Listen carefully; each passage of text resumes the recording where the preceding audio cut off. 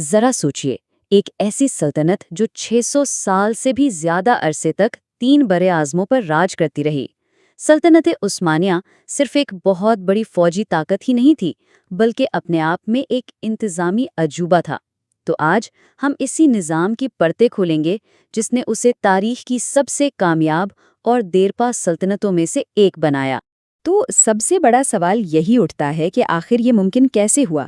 ایک ہی خاندان، اتنی ساری مختلف قومیں اور 600 سال سے زیادہ کی حکمرانی؟ اس کا جواب کسی ایک بادشاہ کی قابلیت میں نہیں، بلکہ اس کے پیچھے کام کرنے والے ایک غیر معمولی سسٹم میں چھپا ہوا ہے۔ تو چلیے دیکھتے ہیں کہ ہم اس نظام کو کیسے سمجھیں گے۔ سب سے پہلے بات ہوگی سلطان کے لامحدود اختیار کی، پھر دیکھیں گے کہ شاہی حکومت کیسے کام کرتی تھی، اس کے بعد سلطنت کے ستون کون سے تھے، پھر یہ کہ اتنے مختلف لوگوں پر حکومت کیسے کی گئی، اور آخر میں دیکھیں گے کہ یہ نظام اپنے پیچھے کیا چھوڑ گیا۔ تو شروع کرتے ہیں بالکل مرکز سے۔ ہر چیز، ہر قانون، ہر فیصلہ، اس کی شروعات ایک ہی جگہ سے ہوتی تھی: سلطان۔ اگر عثمانی سسٹم کو سمجھنا ہے تو سب سے پہلے سلطان کے کردار کو سمجھنا ہوگا۔ اچھا، یہاں ایک بہت دلچسپ بات ہے۔ عثمانی حکمران صرف ایک بادشاہ یعنی سلطان نہیں تھا، وہ خلیفہ بھی تھا۔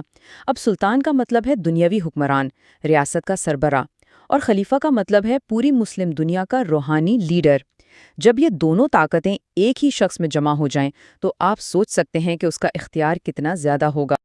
اور جب ہم اختیارات کی بات کرتے ہیں تو یہ واقعی حیران کن حد تک وسیع تھے۔ سلطان صرف حکومت کا سربراہ نہیں تھا، وہ خود ریاست تھا۔ فوج کا سپریم کمانڈر بھی وہی، سب سے بڑا جج بھی وہی، تمام بڑے عہدیداروں کو مقرر بھی وہی کرتا تھا۔ مطلب ہر دھاگا آ کر اسی ایک شخص کے ہاتھ میں جڑتا تھا۔ اس کا کہا ہوا لفظ ہی قانون تھا، اور اس کا فیصلہ ہی سلطنت کا مستقبل۔ لیکن ظاہر ہے ایک اکیلا انسان چاہے جتنا بھی طاقتور ہو، 3 برے اعظموں پر پھیلی سلطنت تو نہیں چلا سکتا، ہے نا؟ تو پھر یہ کام ہوتا کیسے تھا؟ آئیے اب اس مشینری کو دیکھتے ہیں جو سلطان کے حکم کو حقیقت میں بدلتی تھی۔ اور یہ بات سمجھنا بہت ضروری ہے۔ دیکھیں، ملک فتح کرنا ایک بات ہے، لیکن اس پر 600 سال تک حکومت کرنا بالکل الگ کہانی ہے۔ اس کے لیے صرف تلوار نہیں، ایک بہترین انتظامی نظام چاہیے ہوتا ہے، ایک ایسی بیوروکریسی جو ہر کونے تک پہنچ سکے، اور عثمانیوں نے کمال کا نظام بنایا تھا۔ اس پورے نظام کا دل تھی دیوان، یعنی شاہی کونسل۔ اب اس کی ساخت بہت دلچسپ تھی۔ سب سے اوپر تو ظاہر ہے سلطان تھا، جس کا فیصلہ آخری ہوتا تھا، لیکن اس کے ٹھیک نیچے تھا صدر اعظم۔ آپ اسے آج کے زمانے کا پرائم منسٹر یا CEO سمجھ لیں۔ سلطنت کے روزمرہ کے سارے کام اسی کی ذمہ داری تھے۔ پھر اس کے نیچے دوسرے وزیر اور مالیات اور قانون جیسے اہم محکموں کے ہیڈز تھے۔ سب کچھ ایک صاف منظم ہیرارکی میں تھا۔ تو ٹھیک ہے، حکومت کا ڈھانچہ تو بن گیا، لیکن سوال یہ ہے کہ اس پورے ڈھانچے کو کھڑا کس نے رکھا تھا؟ کون سی طاقتیں تھیں جو اسے سہارا دیتی تھیں؟ اس کا جواب ہے 2 بڑے ستون۔ عثمانی ریاست دراصل 2 ستونوں پر قائم تھی۔ یہاں آپ کو یہ بیلنس بہت اچھی طرح نظر آئے گا۔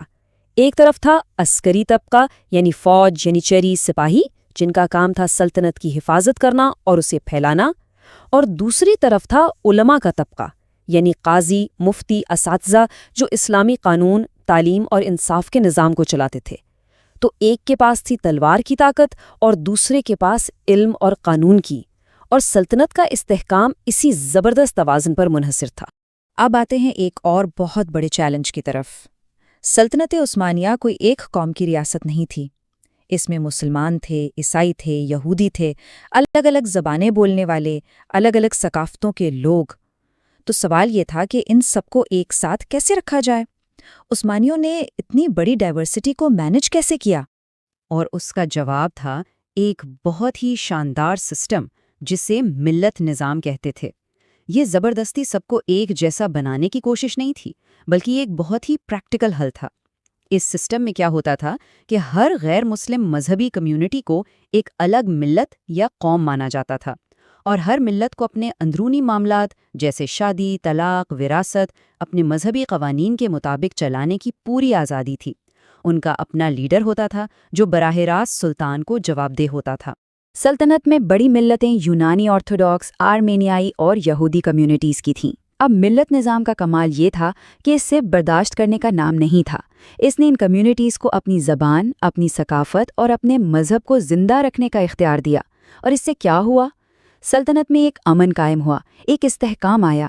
کیوں؟ کیونکہ لوگوں کو وہ سب سے قیمتی چیز مل رہی تھی جو کوئی بھی چاہتا ہے، اپنی شناخت کے ساتھ جینے کی آزادی۔ لیکن تاریخ کا سبق یہی ہے کہ کوئی بھی نظام چاہے کتنا ہی شاندار کیوں نہ ہو، ہمیشہ نہیں رہتا۔ تو چلیے اب ذرا اس سسٹم کے پورے سفر پر ایک نظر ڈالتے ہیں۔ اس کا عروج کیسے آیا اور پھر اس کا زوال کیسے ہوا؟ اس نظام کی جڑیں تو پہلے سے تھیں، لیکن اسے صحیح معنوں میں مضبوط کیا سلطان محمد فاتح نے قسطنطنیہ فتح کرنے کے بعد۔ پھر آیا سلیمان دی میگنیفیسنٹ کا دور، اور یہ سسٹم اپنے عروج پر پہنچ گیا، جسے اکثر عثمانیوں کا گولڈن ایج بھی کہتے ہیں۔ وقت بدلا، دنیا بدلی، تو 19ویں صدی میں تنظیمات ریفارمز کے ذریعے اسے ماڈرن بنانے کی بھی کوشش ہوئی، لیکن آخرکار پہلی جنگ عظیم کے بعد 1922 میں یہ عظیم سلطنت اور اس کا نظام ختم ہو گیا۔ تو حاصل کلام کیا ہے؟ وہ یہ کہ عثمانی سلطنت کی عظمت صرف جنگیں جیتنے میں نہیں تھی، اس کی اصل طاقت ایک ایسا پیچیدہ، ایک ایسا وسیع نظام بنانے میں تھی جو صرف فتح کے لیے نہیں بلکہ صدیوں تک حکومت کرنے کے لیے ڈیزائن کیا گیا تھا۔ اور آخر میں ایک سوال سوچنے کے لیے چھوڑ جاتے ہیں۔ آج کی دنیا کو دیکھیں، جہاں قوم پرستی اور مذہبی اختلافات بڑھ رہے ہیں، کیا ایسی صورتحال میں عثمانیوں کے ملت نظام سے کوئی سبق سیکھا جا سکتا ہے؟ ایک ایسا نظام جس نے مختلف گروہوں کو ایک ساتھ رہتے ہوئے اپنی شناخت برقرار رکھنے کی آزادی دی۔ یہ ایک ایسا سوال ہے جو ماضی کو ہمارے آج سے جوڑتا ہے۔